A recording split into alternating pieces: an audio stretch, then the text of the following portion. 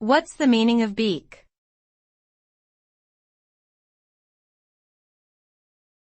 Beak.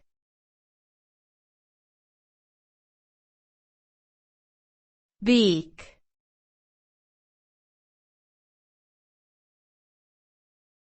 Beak.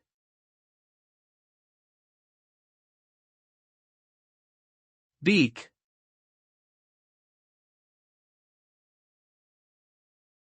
A beak is a hardened, pointed structure that protrudes from the front of a bird's head. It is used primarily for feeding and can be sharp or blunt depending on the bird's diet.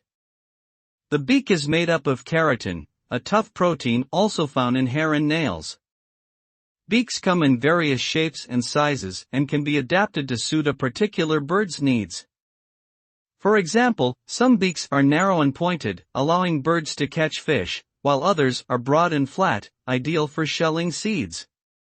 Overall, the beak is an essential tool for a bird's survival and plays a significant role in its daily activities.